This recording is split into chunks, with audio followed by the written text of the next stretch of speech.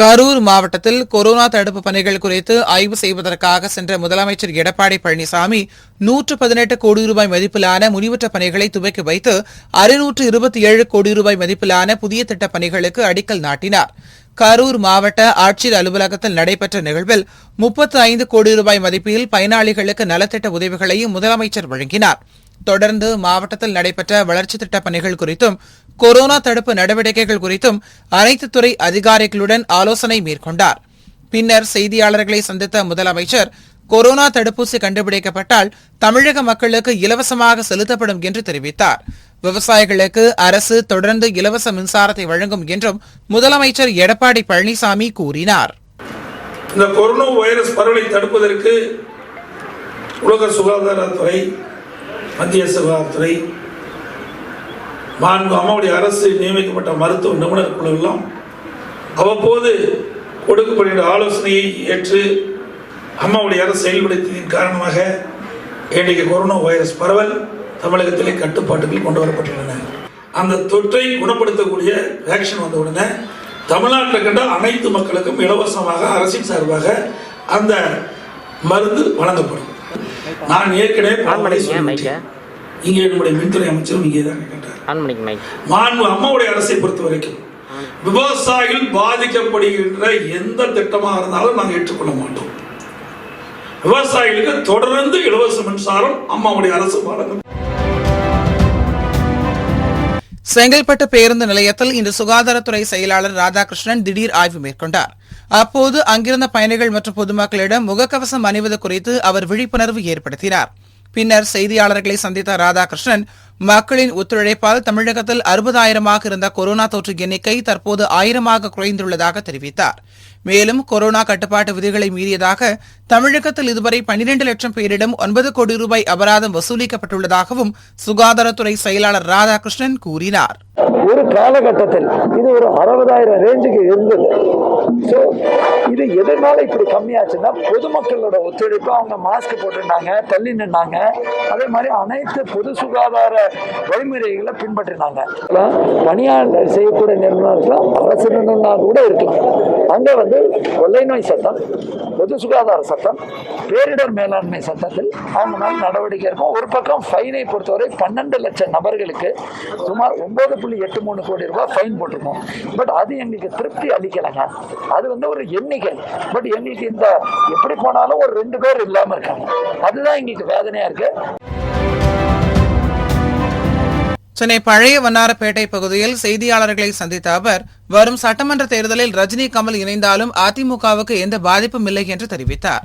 மேலும் அதிமுக தவிர மற்ற கட்சிகள் எம்ஜிஆரை சொந்தம் கொண்டாடுவது சந்தர்ப்பவாதத்தின் உச்சம் என்றும் எம்ஜிஆர் வாக்குகளை வாங்க நினைத்தால் காணல் நீராகத்தான் போவார்கள் என்றும் அமைச்சர் ஜெயக்குமார் கூறினார். பொதுவாகவே கமல்ஹாசன் ஆரம்பத்தில் சொல்றது நான் தனியா நிற்பேன்னு சொன்னார். அவரு இன்னைக்கு எல்லாரும் ஆள் பிடிக்கிற வேலையில பார்த்தா கண்டிப்பா அவருடைய பலவீனத்தை தான் அது காட்டுது. அது ஒரு பாயிண்ட். அவர் என்ன சொல்லலாம், புரட்சி தலைவர் எம்ஜிஆர்ல சொல்லலாம். அவரை எம்ஜிஆர் ஆச்சு, எம்ஜிஆர் ஏன் புரட்சி தலைவர் சொல்றது வாய் கூசுதா கமலுக்கு?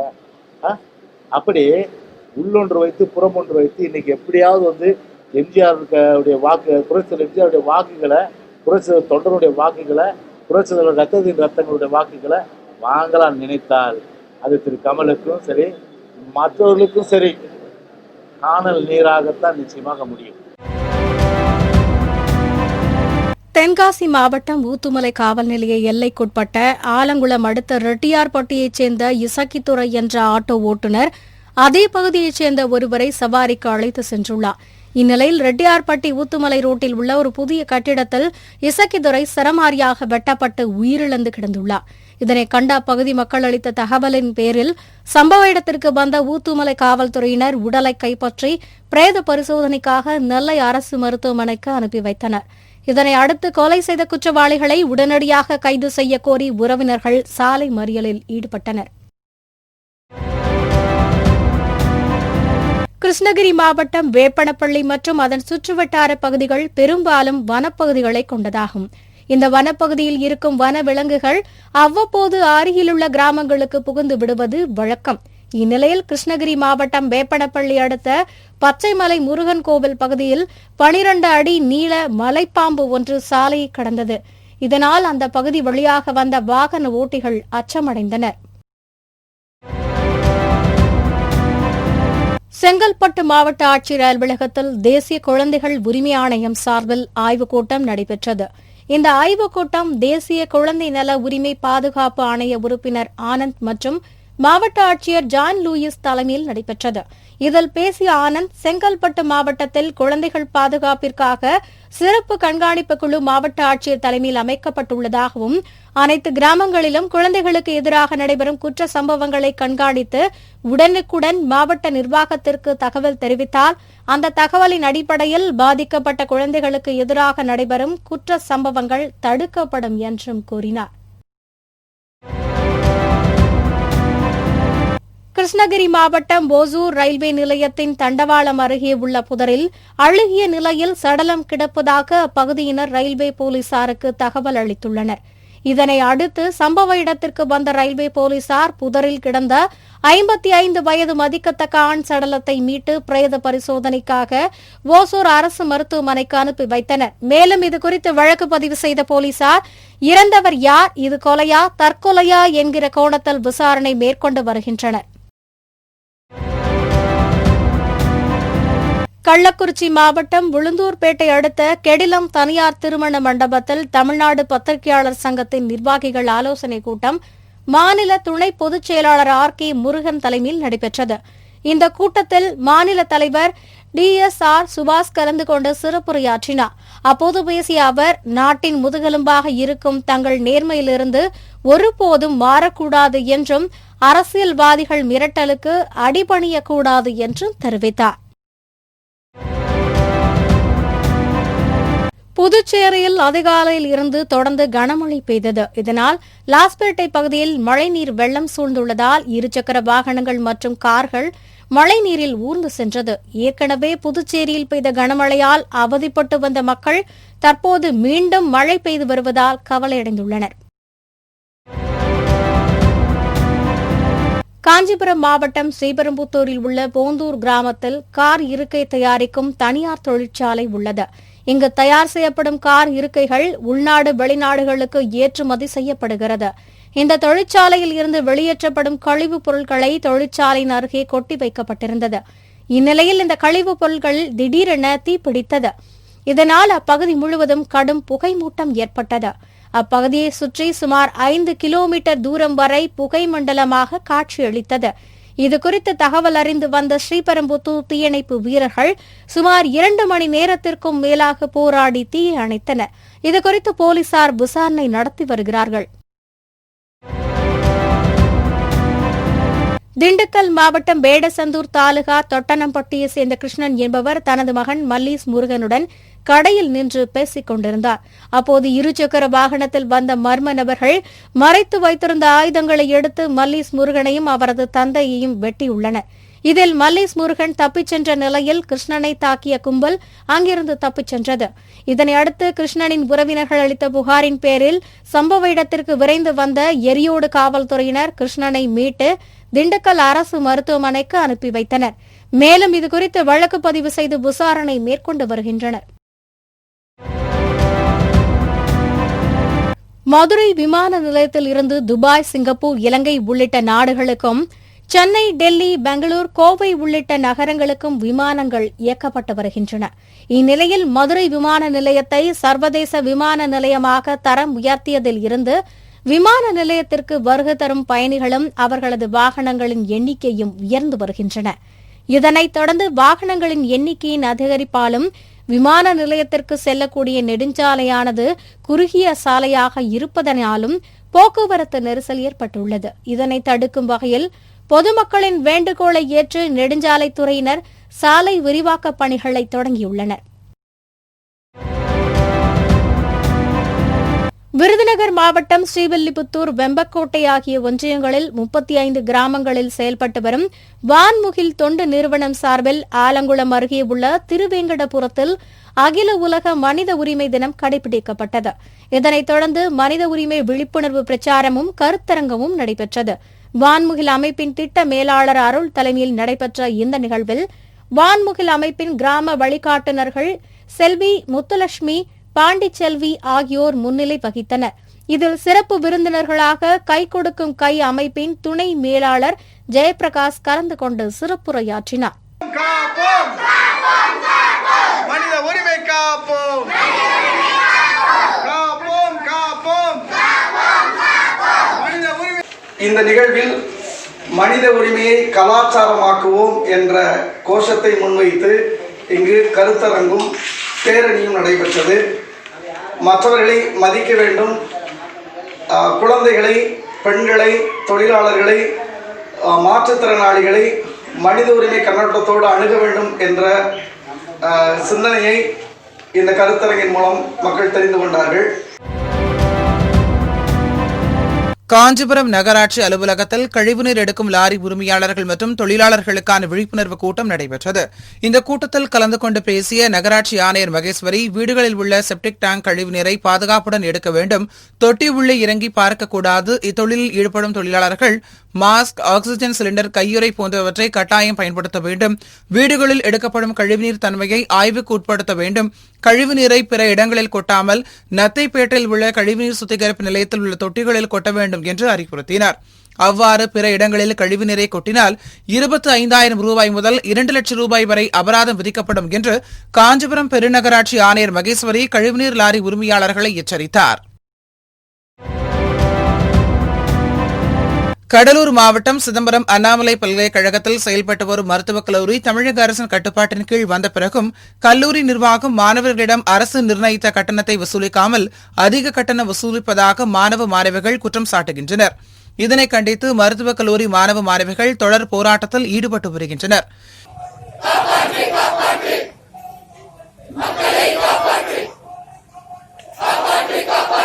இந்நிலையில் மருத்துவமனை முன்பு மாணவர்கள் ஒன்று திரண்டு எங்களை பாதுகாத்திடுங்கள் என்பதை வலியுறுத்தி சேவர்ஸ் என்ற ஆங்கில வார்த்தையை வடிவில் இன்று போராட்டம் நடத்தினர்.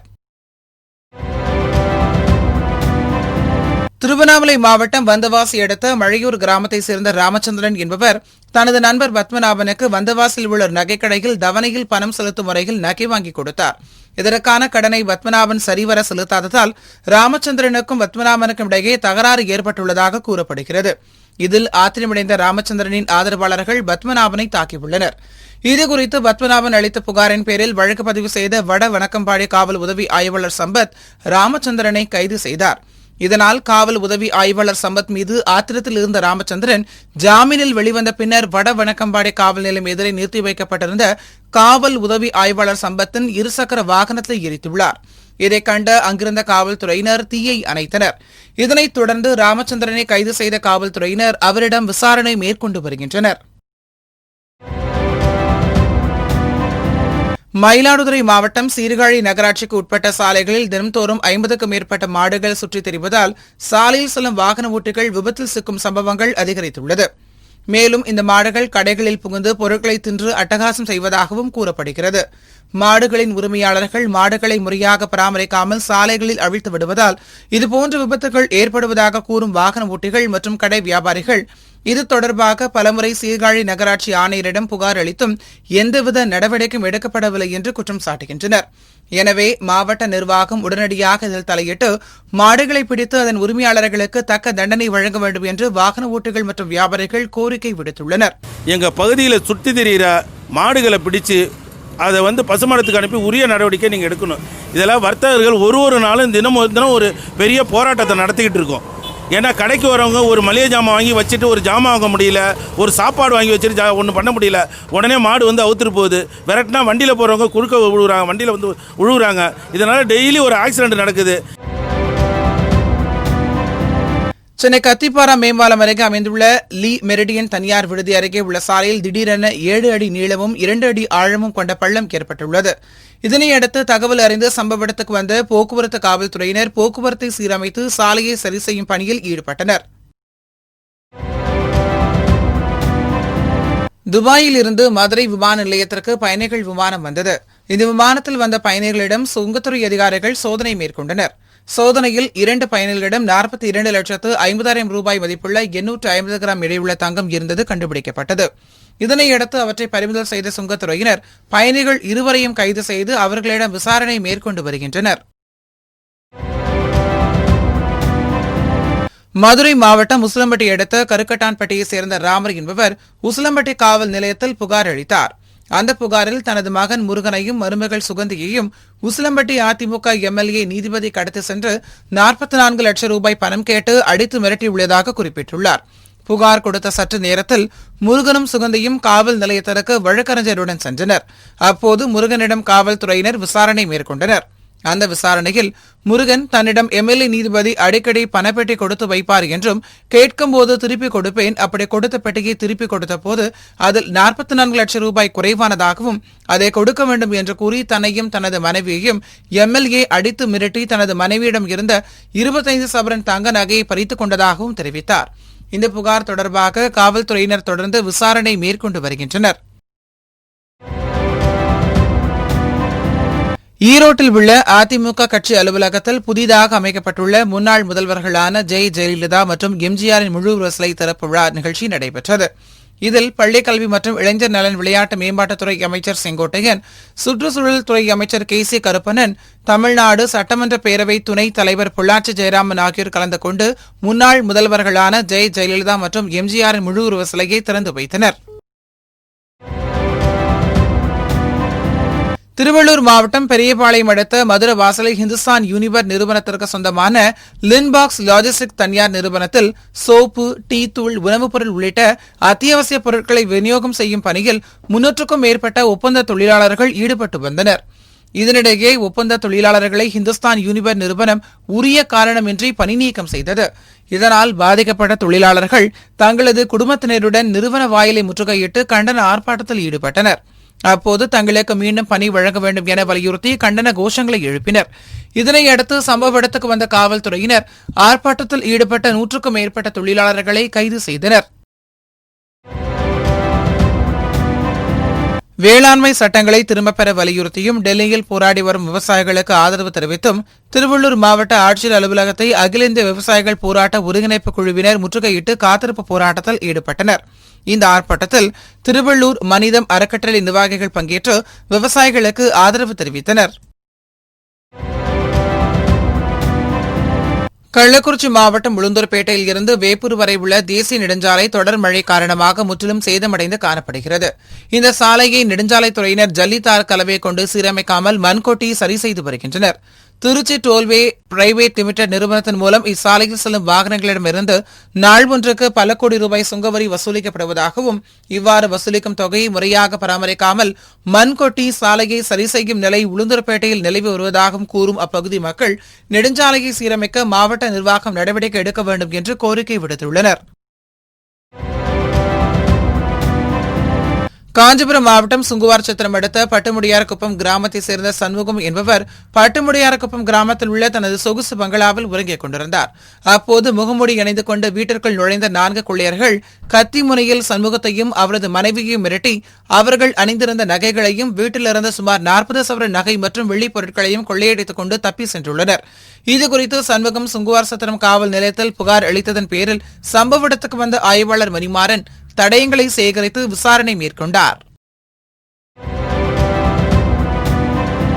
கிருஷ்ணகிரி மாவட்டம் பர்கூர் தாலுகாவிற்குட்பட்ட பெருங்கோப்பனப்பள்ளி கிராமத்தில் வசிக்கும் கோவிந்தம்மாள் என்ற 80 வயது மூதாட்டி தனது சகோதரியின் மகன் கோவிந்தசாமி என்பவரின் பராமரிப்பில் வசித்து வந்துள்ளார்.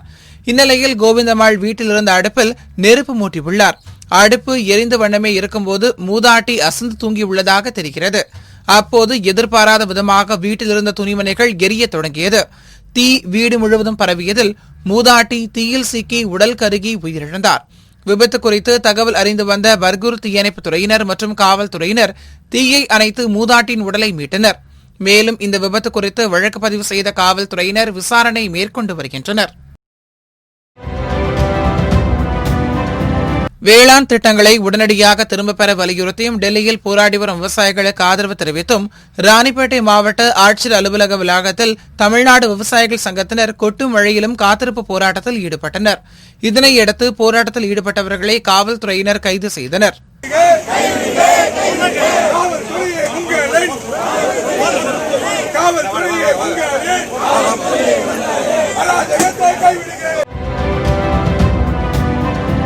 தஞ்சாவூரில் எய்ட்ஸ் தினத்தையொட்டி உலகளாவிய ஒற்றுமை மற்றும் பொறுப்பை இப்பேரிடர் காலங்களில் பகிர்ந்து கொள்ளுதல் எனும் தலைப்பில் விழிப்புணர்வு பேரணி நடைபெற்றது.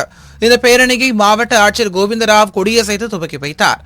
இந்த பேரணியில் மாவட்ட காவல் கண்காணிப்பாளர் சேகர் தேஷ்முக், மாவட்ட நீதிபதி திருமதி சுதா, மருத்துவக் கல்லூரி முதல்வர் மருதுதுரை, சுகாதார இணை இயக்குநர் மருத்துவர் ராமு உள்ளிட்டோர் முன்னிலை வகித்தனர். இந்த பேரணியில் கலந்து கொண்ட கல்லூரி மற்றும் மருத்துவ மாணவிகள் எய்ட்ஸ் நோய் தடுப்பு குறித்த விழிப்புணர்வு பதாகைகளை கையில் ஏந்தி பொதுமக்கள் மத்தியில் விழிப்புணர்வை ஏற்படுத்தினர். சென்னை சேப்பாக்கம் பத்திரிகையாளர் மன்றத்தில் தமிழ்நாடு பிளாஸ்டிக் சங்கத்தின் செய்தியாளர்கள் சந்திப்பு நடைபெற்றது. அப்போது பேசிய சங்கத்தின் செயலாளர் பாலு, அரசால் அங்கீகரிக்கப்பட்ட பிளாஸ்டிக் மூலப்பொருட்களின் உற்பத்தி விலையை குறைக்க மத்திய அரசுக்கு தமிழக அரசு வலியுறுத்த வேண்டும் என்றும், இல்லையெனில் மற்ற தொழிற்சங்கங்களுடன் ஆலோசித்து அடுத்த கட்ட நடவடிக்கை எடுக்க வேண்டும் என்றும் தெரிவித்தார். தமிழக அரசால் அங்கீகரிக்கப்பட்ட பிளாஸ்டிக் உற்பத்தி மூலப்பொருட்களின் அபரிவிதமான விலையேற்றத்தால் பிளாஸ்டிக் உற்பத்தியாளர்கள் பாதிக்கப்பட்டுள்ளதாக கூறிய பாலு, அங்கீகரிக்கப்பட்ட பிளாஸ்டிக் பொருட்களை உற்பத்தி செய்யும் உற்பத்தியாளர்களை அரசு கணக்கில் கொண்டு மூலப்பொருட்களின் விலையை குறைக்க வேண்டும் என்று வலியுறுத்தினார். இப்போ எங்களுக்கு சென்ட்ரல் கவர்மெண்ட் வந்து ஒரு 20% முதலீட்டு கடன் இருக்கிற சிசியில் ஒரு 20% கடன் கொடுத்துருக்காங்க. இப்போ 65% மூலப்பொருள் மட்டும் விலை உயர்ந்தா இந்த 20% கொடுத்ததனுடைய ஒரு பலாபலனை நாங்கள் அனுபவிக்கவே முடியாது. ஏன்னா எங்களுடைய தொழிலில் கொள்முதல் வந்து மேஜர், அதாவது நாங்கள் ஒரு 1 லட்சம் ரூபாய் வியாபாரம் பண்ணோம்னா 75% 80% வந்து நாங்கள் மூலப்பொருட்களுக்கு தான் செலவு பண்ணுறோம். அந்த மூலப்பொருளுடைய விலை ஏறும்போது இப்போ நாங்கள் ஒரு 5 லட்சம் ரூபாய் டர்ன் ஓவர் பண்ணணும்னா ஒரு 5 லட்சம் ரூபாய் கொள்முதல் இருந்தால் இப்போ வந்து 8.5 லட்சம் 9 லட்சம் தேவைப்படுது அந்த கொள்முதலுக்கே. இது வந்து ரொம்ப அநியாயமான ஒரு விலையேற்றம். மயிலாடுதுறை மாவட்டம் தரங்கம்பாடியில் உள்ள புகழ்பெற்ற டேனிஷ் கோட்டை கொரோனா தொற்று காரணமாக பிறப்பிக்கப்பட்ட ஊரடங்கால் கடந்த மார்ச் மாதம் முதல் மூடப்பட்டது. தற்போது படிப்படியாக தளர்வுகளை அறிவித்து வரும் தமிழக அரசு சுற்றுலா தலங்களை திறக்க அனுமதி அளித்துள்ளது. இந்நிலையில் 9 மாதத்திற்கு பிறகு டேனிஷ் கோட்டை பொதுமக்கள் பயன்பாட்டிற்கு திறக்கப்பட்டது. இதனைத் தொடர்ந்து தஞ்சாவூர், சேலம், கோயம்புத்தூர் உள்ளிட்ட பல்வேறு பகுதிகளில் இருந்து ஏராளமான சுற்றுலா பயணிகள் ஆர்வத்துடன் டேனிஷ் கோட்டைக்கு வருகை புரிந்தனர். செங்கல்பட்டு மாவட்டம் தாம்பரம் அடுத்த பெருங்குளத்தூர் பேருந்து நிலையம் முன்பு சேலத்திலிருந்து சென்னை நோக்கி லாரி ஒன்று சென்று கொண்டிருந்தது. இந்நிலையில் தூக்க கலக்கத்தில் இருந்த லாரி ஓட்டுநர் வெங்கடாச்சலம் என்பவர் நிலை தடுமாறி பேருந்து நிலையத்தில் நின்று கொண்டிருந்த 2 அரசு பேருந்துகள் உள்ளிட்ட 4 வாகனங்கள் மீது மோதியுள்ளார். இந்த விபத்தில் 3 பேர் காயமடைந்தனர். இதில் காயமடைந்தவர்களை பீர்க்கன் கரணையை சேர்ந்த பத்மநாபன் என்பவர் குரோம்பேட்டை அரசு மருத்துவமனைக்கு கொண்டு செல்லும் வழியில் உயிரிழந்தார். மேலும் காயமடைந்த அதே பகுதியை சேர்ந்த மணிகண்டன், டெல்லி பாபு ஆகியோர் அரசு மருத்துவமனையில் சிகிச்சைக்காக அனுமதிக்கப்பட்டுள்ளனர். இதனையடுத்து லாரி ஓட்டுநரை கைது செய்த காவல்துறையினர் அவரிடம் விசாரணை மேற்கொண்டு வருகின்றனர். மாவட்டம் முழுவதும் கூட்டுறவு நிறுவனங்களுக்கான விற்பனையாளர் காலி பணியிடங்களுக்கு நேர்காணல் நடைபெற்று வருகிறது. இதன் ஒரு பகுதியாக புதுக்கோட்டை ஆட்சியர் அலுவலகம் அருகே உள்ள இணை பதிவாளர் அலுவலகத்தில் நேர்முக தேர்வுகள் நடைபெற்றது. இதில் மாவட்டம் முழுவதும் இருந்து 6,425 நபர்கள் விண்ணப்பம் அளித்ததன் பேரில் நாள் ஒன்றுக்கு 740 நபர்கள் என்ற அடிப்படையில் நேர்காணல் செய்யப்பட்டது. மேலும் நேர்காணலுக்கு வரும் நபர்களின் சான்றிதழை சரி செய்ய 15 குழுக்களும், அதன் பிறகு நேர்முக தேர்வுக்காக 15 குழுக்களும் என தனித்தனியாக குழுக்கள் பிரிக்கப்பட்டுள்ளன. இந்த நேர்முக பணிகளை கூட்டுறவு இணை பதிவாளர் உமா மகேஸ்வரி நேரடியாக ஆய்வு செய்தார்.